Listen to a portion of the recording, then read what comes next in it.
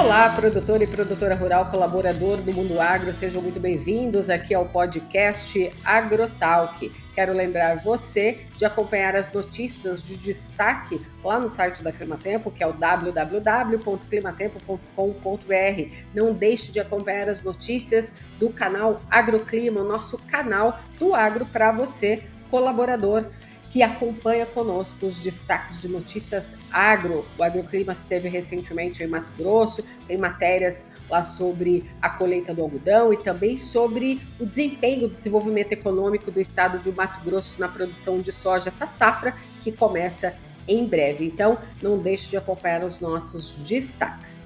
Hoje, é claro, a gente vai falar aqui no podcast AgroTalk sobre a previsão de clima para o mês de setembro, né? Como todo mês, como abertura do início do mês, a gente traz as projeções para vocês aqui de como fica o clima do ponto de vista da agrometeorologia. E esse mês de setembro marca a transição entre o inverno e a primavera, onde termina uma estação e se inicia outra. Então, nada melhor para a gente saber aqui como vai ficar o clima com o nosso meteorologista Vinícius Lucírio, que trouxe aqui para nós aqui as informações para o mês de setembro. Vinícius, novamente, meu muito obrigada pelo seu tempo e você trazer as informações aqui para o mês de setembro para a gente. Seja bem-vindo. Obrigado, Ângela. Sempre um prazer estar aqui. E vamos, né? Sim.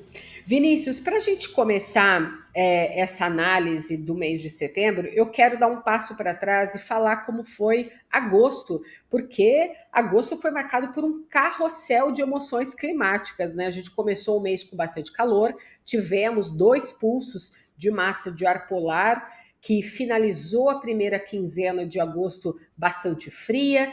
E aí veio o calorão de novo para a segunda quinzena de agosto e agora mais um friozinho para fechar agosto. Vinícius, me explica o que aconteceu com agosto e eu vou querer saber também se setembro vai ser esse carrossel climático de emoções. É isso, Ângela. Agosto foi um mês bem mais dinâmico, né? Se a gente for falar das condições térmicas, porque os meses anteriores, maio, junho e julho, foram marcados por uma persistência de tempo seco e quente, né? Então, temperaturas muito altas na maior parte do país, mas sem grandes mudanças. E tempo muito seco também.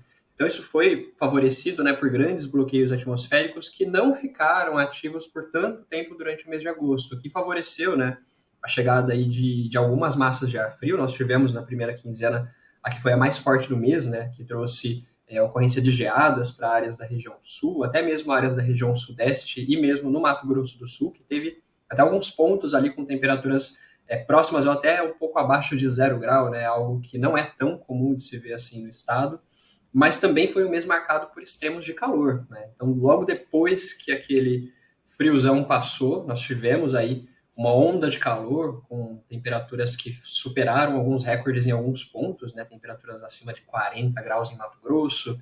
A gente sabe que em agosto já começa, né, essa temporada de temperaturas acima de 40 lá no estado. E logo no final do mês, mais uma queda significativa de temperatura em áreas aí do centro-sul. Então foi um mês marcado por temperaturas acima da média na maior parte do país, um pouco menos no Rio Grande do Sul, Santa Catarina, que tiveram essa entrada de ar frio mais frequente, né? E foi também um mês marcado por tempo muito seco, então choveu pouquíssimo na maior parte do país. Houve ali algumas pancadas de chuva bastante pontuais que ocorreram no sul da região norte, em áreas de Mato Grosso, em meados do mês, mas foi algo muito pontual, não foi uma chuva capaz, né, de diminuir esse cenário de seca que a gente vem passando. Mas, num geral, foi um mês de agosto mais quente do que o normal e também um pouco mais seco do que o normal na maior parte do país. Realmente um mês cheio de extremos aí, né, Ângela? Sim, realmente.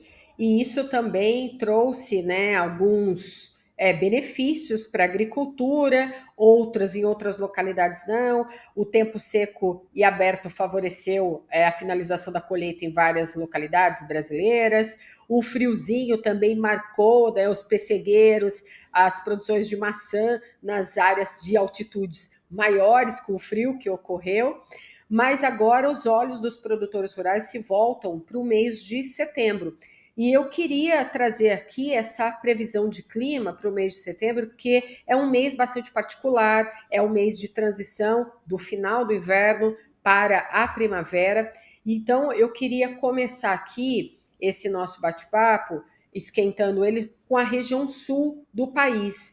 Do ponto de vista de chuva e temperatura, para a região sul, como vai se comportar o mês de setembro nessa região, que a gente sabe que é uma região que é a porta de entradas para frentes frias, para vórtices ciclônicos, tudo acontece na região sul, né? Quando esses sistemas entram pelo país.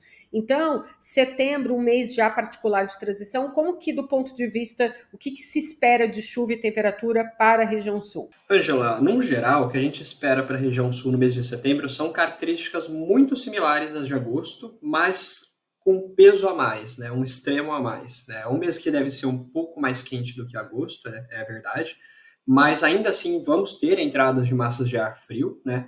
A gente esperava já por esses pulsos de frio mais tardios, né? No final do inverno, início da primavera, que chegariam em agosto, ao longo de setembro, trazendo até possibilidade de algumas geadas em áreas do Rio Grande do Sul e Santa Catarina, mesmo no mês de setembro. Então tem essa chance ainda, né? Apesar do ar quente do Brasil Central começar a entrar com maior intensidade, maior frequência ali sobre a região, vamos ter períodos de temperaturas baixas de forma mais persistente em algumas regiões, principalmente no centro-sul do Rio Grande do Sul. Então essas áreas vão ter essa prevalência maior de dias frios. Mas mesmo ali no norte do Rio Grande do Sul, o meio oeste de Santa Catarina e principalmente o oeste e norte do Paraná, vão ter também uma prevalência maior de dias quentes. Então o calor ele vai voltar a ficar mais intenso, tem possibilidade de ondas de calor nessas regiões, principalmente no Paraná. Então deve ser um mês ainda marcado por extremos de temperatura na região sul. Com relação à chuva, a gente espera aí que setembro seja um mês com chuvas ligeiramente abaixo da média na maior parte da região sul. Mas a gente tem que deixar um ponto importante aqui. Setembro é um mês que chove mais do que agosto, na maior parte da região, principalmente ali nas regiões de fronteira com a Argentina. Então, mesmo que fique abaixo da média em algumas áreas, pode ser que mesmo nessas áreas chova mais do que no mês de agosto. Onde deve ficar um pouco acima da média a chuva, com uma umidade um pouco mais elevada, é na faixa litorânea, principalmente em Santa Catarina e Paraná. Tem influência do oceano mais frio nessas áreas, né, que vai favorecer mais nevoeiros, mais nebulosidade baixa, que vai cobrir assim de forma bastante persistente áreas do litoral dos três estados, principalmente em Santa Catarina e Paraná. E nessas áreas também, por conta do avanço mais oceânico de frentes frias, ou seja, elas não avançam de forma tão continental, elas avançam mais pelo litoral. Então, nessas áreas, há uma suscetibilidade maior à ocorrência de chuvas mais intensas. Né? Mas, no geral, esses eventos de chuva intensa sobre a região sul em setembro devem ser mais espaçados. Então, vamos ter períodos maiores de tempo firme entre eles. Então, em resumo, o que a gente espera para a região sul é isso, Angela. Vinícius, uma pergunta, porque recentemente a Climatempo, junto com a Meteopress, instalou um radar meteorológico no Rio Grande do Sul, precisamente em Porto Alegre. Então, esse radar vai ter essa função também de auxiliar não só a nossa equipe da Climatempo, que está dentro da Defesa Civil, lá na capital Porto Alegre, a monitorar esses eventos de chuva que estão previstos para ocorrer espaçadamente no mês de setembro.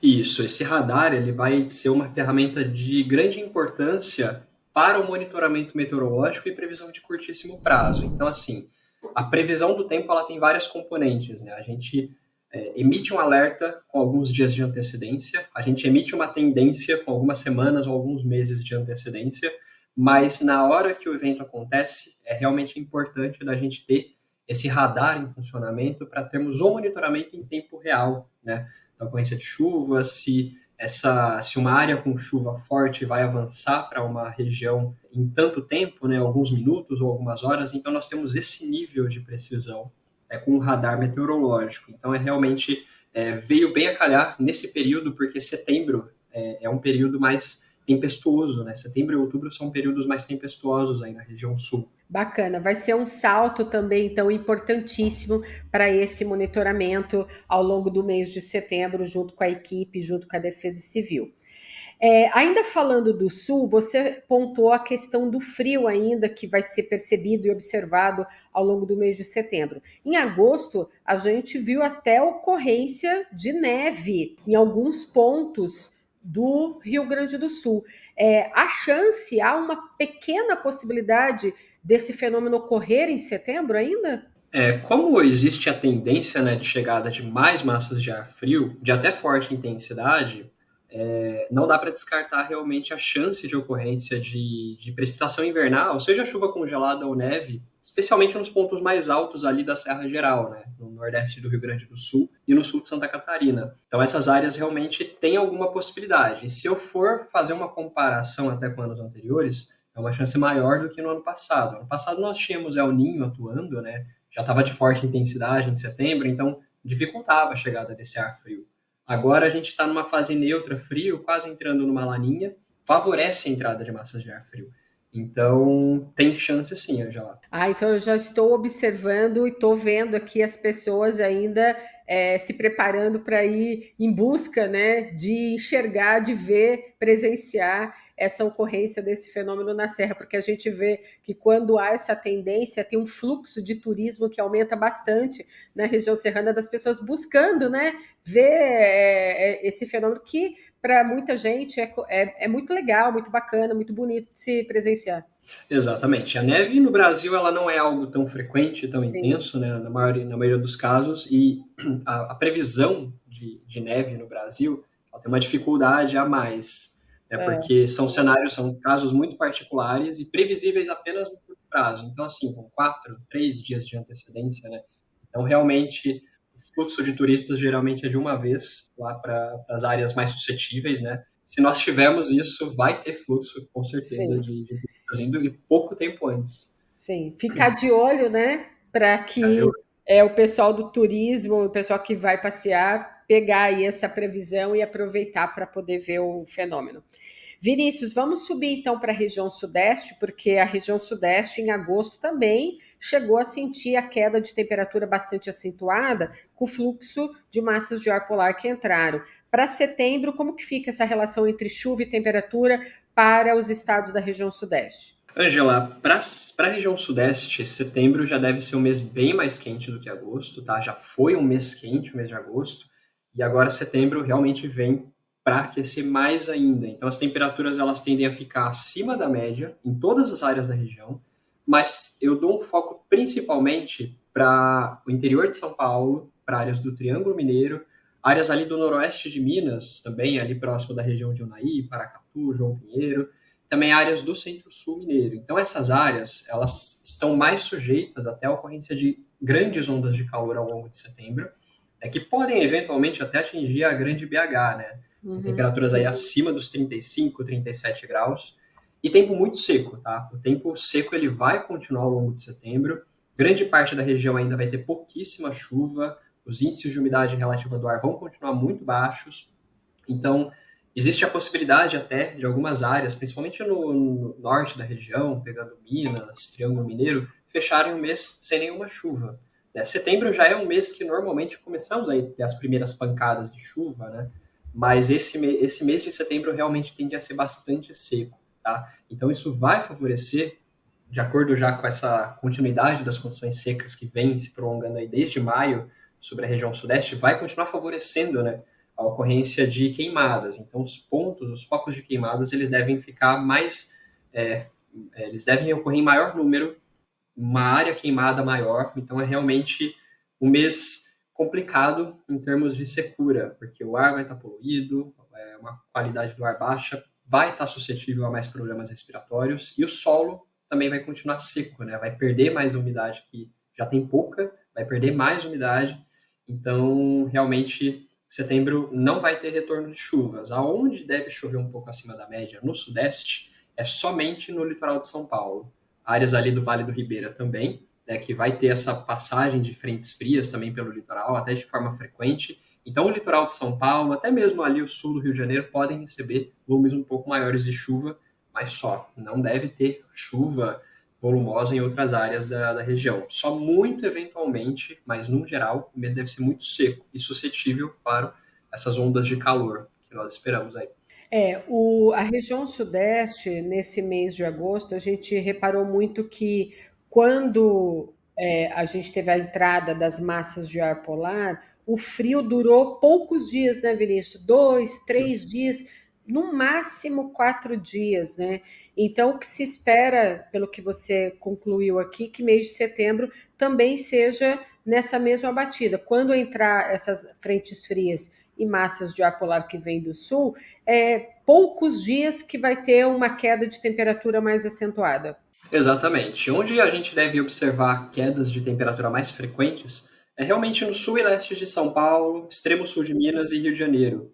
Essas regiões vão receber uma quantidade maior, né, de massas de ar frio, vão ter uma influência maior das frentes frias, até mais do que em setembro do ano passado, tá? Essas variações em São Paulo capital, na cidade do Rio, vão ser maiores do que no ano passado, em setembro, mas o calor é que realmente deve ser o protagonista da história. Mas essas massas de ar frio, elas podem chegar sim com força até mesmo ao interior de São Paulo, Triângulo Mineiro, mas como você disse, de curta duração. O calor realmente ele vai dominar o cenário. Vinícius, vamos falar então agora da região Centro-Oeste, que é uma região importante, um polo produtor, né, brasileiro, tá na região central do país. A gente sabe que tem muitos produtores de algodão em Mato Grosso que vão finalizar essa colheita no mês de setembro.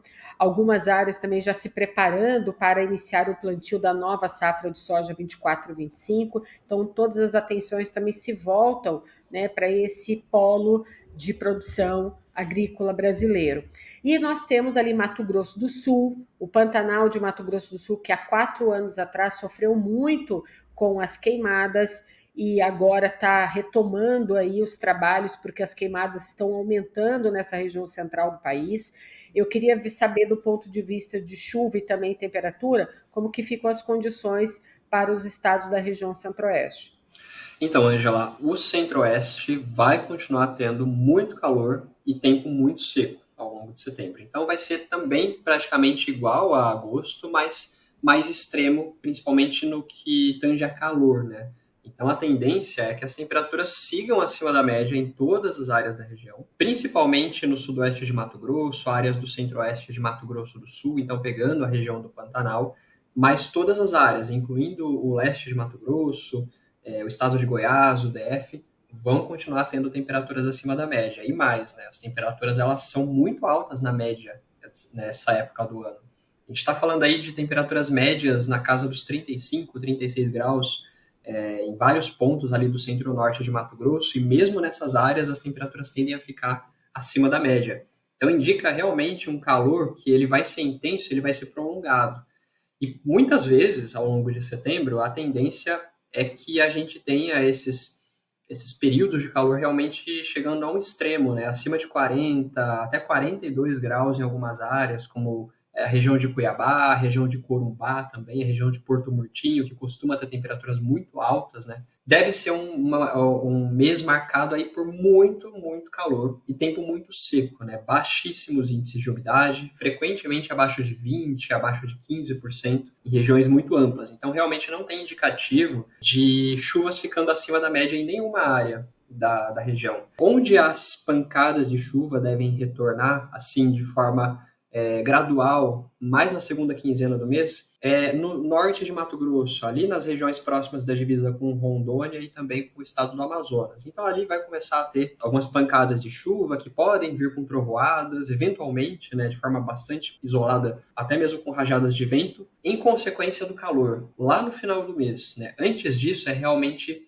difícil da gente ter alguma chuva significativa ali naquelas áreas, mas é bom a gente falar também que mesmo uma região estando aí suscetível a calor bastante intenso durante todo o mês de setembro, áreas mais do sul e oeste da região, pegando ali o sul, sudoeste de Mato Grosso do Sul, a região do Pantanal e também o sul e oeste de Mato Grosso, poderemos ter entrada de massas de ar polar de forma continental. Aquela região ali entre o norte da Argentina, o Paraguai, pegando inclusive essas áreas mais baixas ali, essa região de fronteira do Brasil com esses países, até o sul da Bolívia, é uma região que há facilidade do escoamento de ar polar, porque o ar polar ele é um ar mais pesado e ele flui melhor por regiões de mais baixa altitude, como é ali. As variações térmicas, elas podem ser muito agressivas ao longo do mês de setembro, mas o que vai predominar realmente são temperaturas altas. Então poderemos ter aí semanas a fio com temperaturas altíssimas, vem uma massa de ar polar forte e faz a temperatura cair de forma muito, muito significativa por 1, 2 dias e depois a temperatura já volta a subir.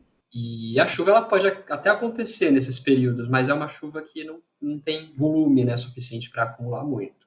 Ou seja, a população de Mato Grosso do Sul ainda vai conviver com alguns dias de setembro tendo que usar um casaquinho, né? Sim, Esse casaco não vai ser todo guardado dentro do armário.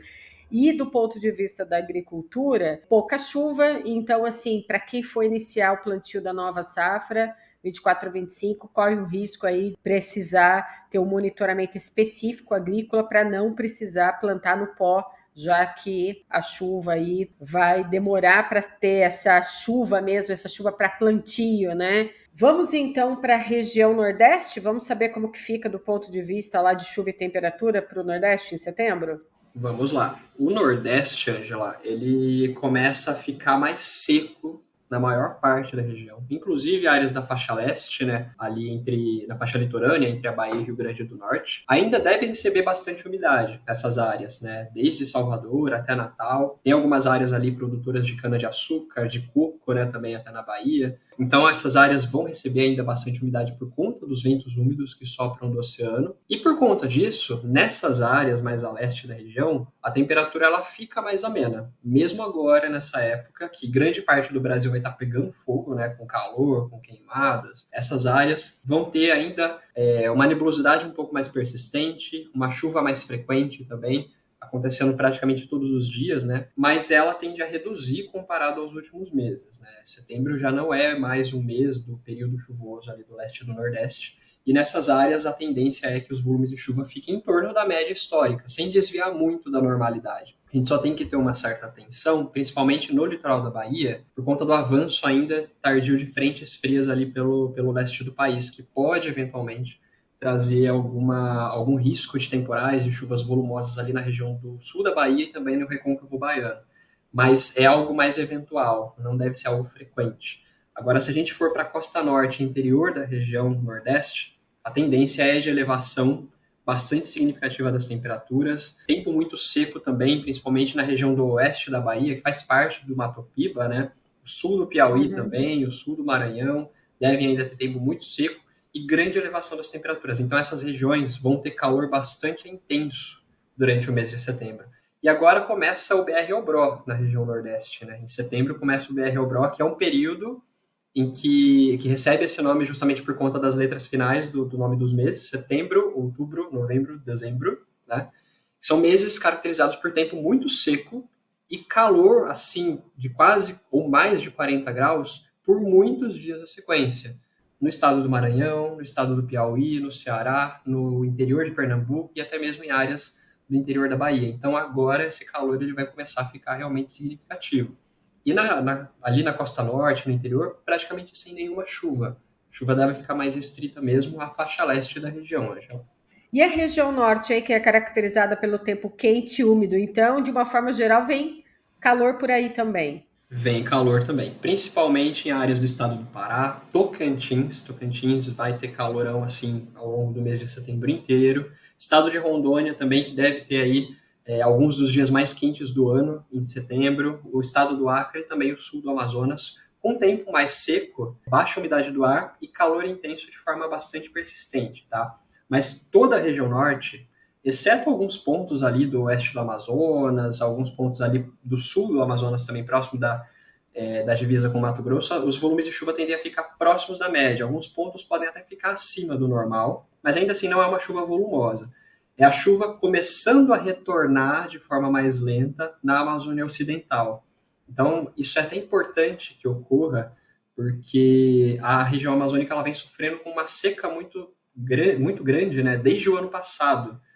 O ano passado nós tivemos uma seca muito grave no segundo semestre, que foi aí deflagrada pelo fenômeno El Niño, que trouxe recordes de calor, baixa histórica nos rios da região. E essa seca se prolongou ao longo desse ano porque nós tivemos uma chuva insuficiente no verão, o que é o inverno amazônico, né, deles, que é no primeiro semestre, e agora pouca chuva também. Então não foi suficiente para repor o nível dos rios de forma mais eficaz, digamos assim, e agora está com uma queda muito acelerada. Então, setembro deve ser também marcado por uma vazante mais acelerada dos rios da região, vai agravar cenários de seca.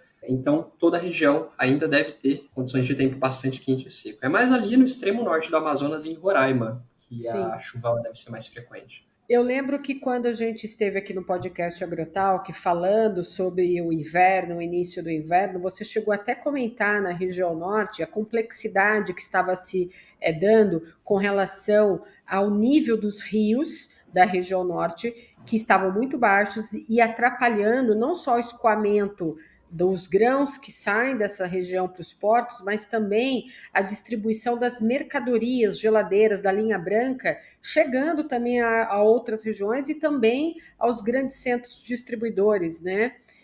Isso então vai se agravar, porque não tem chance, com que pouca chuva, não tem chance desse rio subir o nível desse rio. Realmente, as chuvas elas devem retornar com uma frequência maior, com uma regularidade maior, somente na segunda quinzena de outubro. A chuva deve retornar, né, com uma frequência, volumes maiores do que no ano passado, mas depois que o pico da vazante chegar. Então, depois que a navegação já for afetada, porque agora no mês de setembro é bem provável que o porto de Manaus não seja fechado, né, por conta do nível do rio.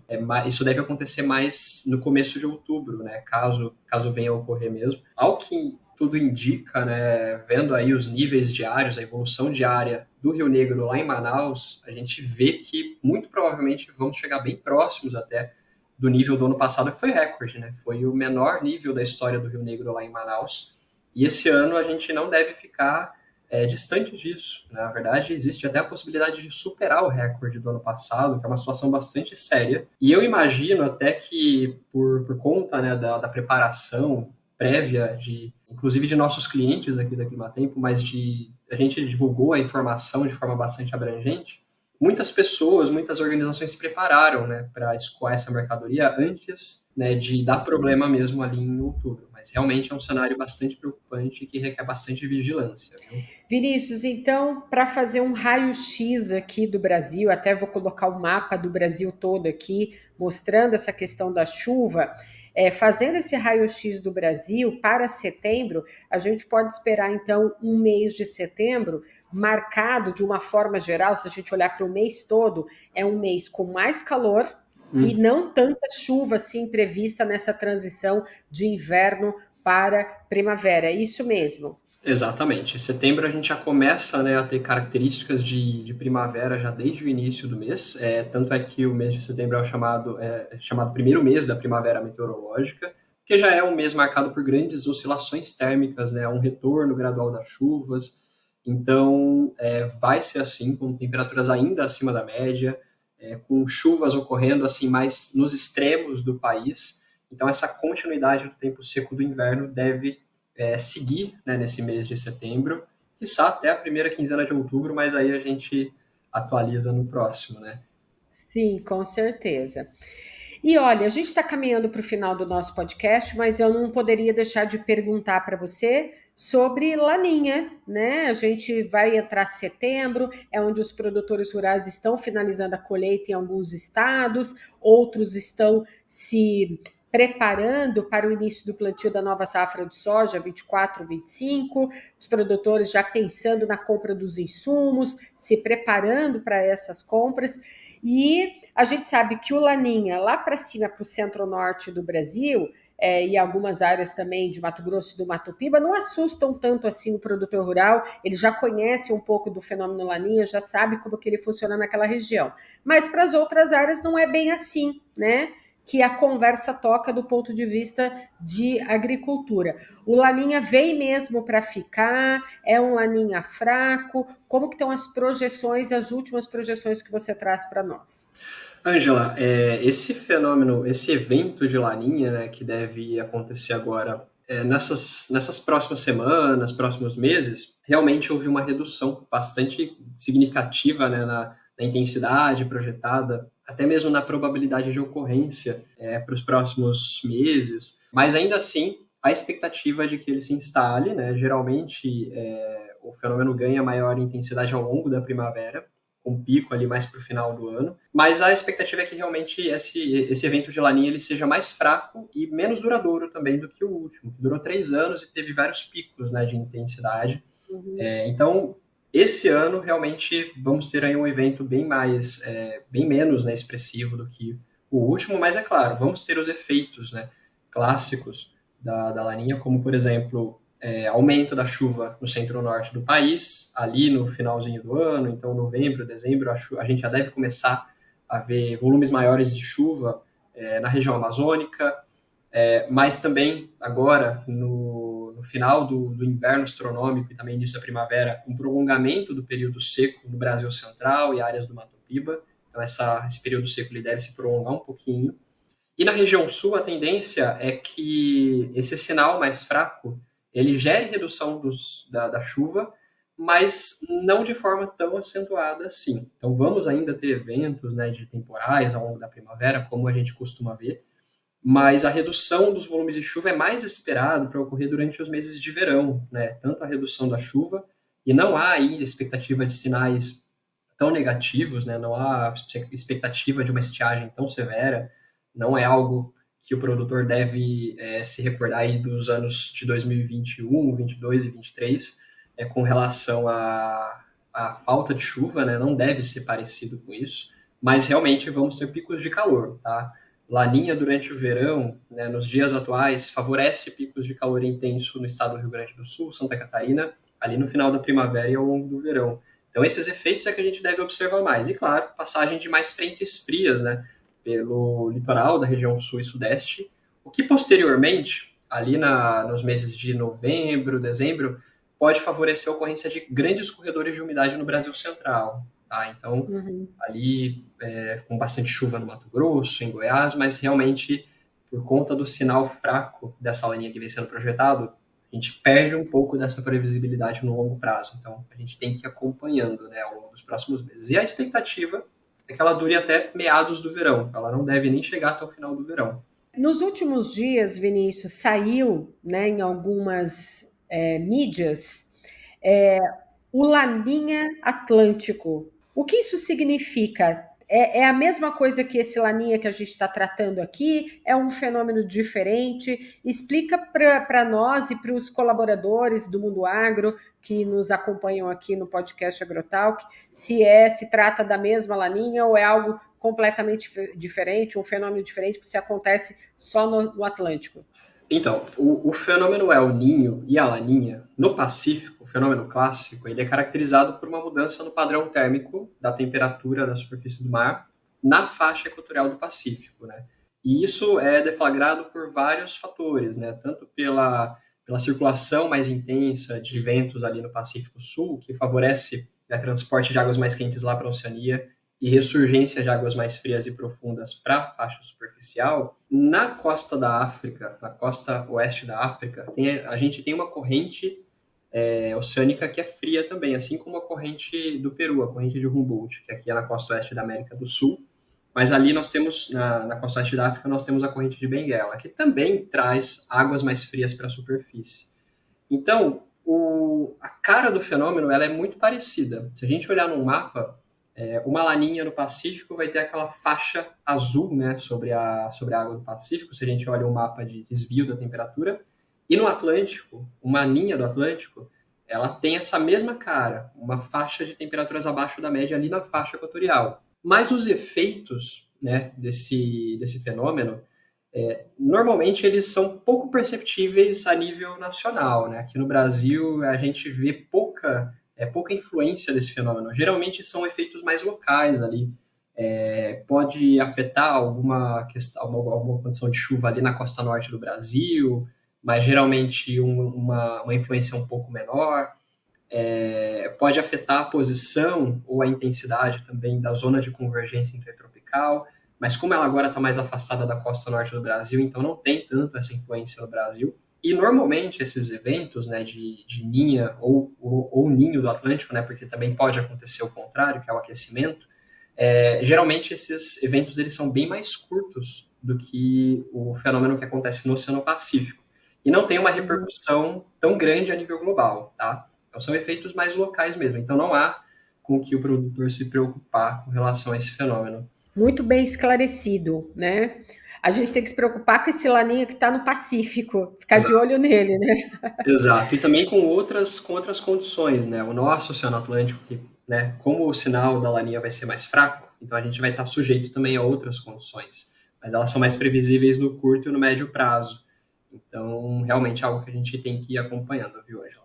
E para finalizar agora aqui esse nosso podcast, eu queria falar sobre a questão, duas questões importantes, né, para o mês de setembro, que é nevoeiros. A gente viu acontecer nevoeiros ao longo de agosto, nevoeiros marítimos, inclusive, né? Eu conversei com muitos moradores do litoral paulista, por exemplo, de Santos, que me reportaram que, olha, faz 20 dias que eu não vejo direito o sol aqui, é um nevoeiro que persiste ao longo da manhã toda, às vezes o sol demora muito para aparecer, e aí a sensação que eu tenho é que o frio não acaba aqui. Esses tipos de nevoeiros vão continuar ocorrendo ao longo de setembro em boa parte do país? Angela, a tendência é que esses nevoeiros marítimos, né, esses nevoeiros na costa da região sul e sudeste, a tendência é que eles vão diminuindo ao longo do mês de setembro, na frequência, mas ainda assim vamos ter uma prevalência mais alta do que o normal, principalmente na primeira quinzena, tá? Que é a época em que a gente está mais sujeito à chegada dessas massas de ar frio. No caso, o que vem causando esses nevoeiros é uma condição de águas mais frias do que o normal, bem na faixa da costa. Mas se a gente olhar a temperatura da água do mar logo um pouco mais distante da costa, elas estão acima da média. Então, esses nevoeiros, eles são a interação dessa região mais fria, né, proporcionada por águas mais frias do oceano, em contraste com o ar quente que flui do interior do Brasil. Então, é como se a gente soprasse uma garrafa gelada, né? Soprasse uma garrafa gelada e formasse todo o vapor na parede da garrafa. Então é como se aquele ar quente que flui do interior do Brasil passasse por uma camada realmente gelada, então forma aquela nebulosidade baixa, persistente, fica mais sujeito à formação de nevoeiros, mas essa condição ela deve diminuir um pouco, principalmente no litoral de São Paulo. Tá? A gente vai ter ainda uma prevalência maior do que o normal, mas a tendência é que diminua um pouco. Aí os picos de calor vão ficar mais frequentes também. E as queimadas, Vinícius? Aí também é outra preocupação para o mês de setembro ainda, em boa parte do país, principalmente nasquelas regiões que já são comuns a gente observar relatos de queimadas acontecendo. A gente viu bastante em agosto, né, esses fluxos de fumaça saindo lá do sul da Amazônia, região de transição, né, entre Cerrado e Amazônia, sendo transportado para áreas do centro-sul do Brasil, áreas do estado do Paraná, Rio Grande do Sul, com o céu coberto de fumaça. A gente deve continuar, infelizmente, vendo esse tipo de situação ao longo de setembro, porque nós vamos ter uma continuidade dessas condições de tempo quente e seco, que vão continuar favorecendo perda de umidade pelo solo, vai continuar muito seco, e a vegetação vai ficar mais seca também, então vai favorecer mais focos, principalmente nessas áreas do centro-oeste do país, com uma atenção especial à região do Pantanal e, claro, à região amazônica, principalmente essas áreas de transição da vegetação. Então, todas as áreas do interior do Brasil estão mais sujeitas à ocorrência de queimadas em setembro. Geralmente, setembro é o mês que acontece o pico, né, no número de queimadas, em relação aos meses anteriores. Por fim, né, os produtores rurais devem estar atentos e monitorando sempre aí as condições de clima, porque setembro me parece aí que vai ter um predomínio maior de temperaturas mais elevadas em boa parte do país, e chuva mesmo para jogar semente lá para o plantio, aquela chuva boa para plantar. Pelo que eu entendi aqui, a gente vai contar com ela lá para outubro. Não que não vai chover em setembro, mas a chuva boa para um arranque de plantio mesmo é mais para outubro. É mais para outubro, principalmente a segunda quinzena. A primeira quinzena ainda deve ser bem parecida com setembro. Tá certo, Vinícius. Olha, eu agradeço de novo você sempre aqui conosco no podcast AgroTalk, trazendo essas informações importantíssimas para a tomada de decisão do produtor rural. Conto com você sempre aqui, vindo trazer para a gente essas informações. Muito obrigada. Obrigado, Ângela, pelo convite. Pode contar sempre comigo e na próxima a gente se encontra de novo. É isso aí. Vamos esperar a primavera, né? Que promete. Obrigada, Vinícius. Até a próxima. Até a próxima, Ângela.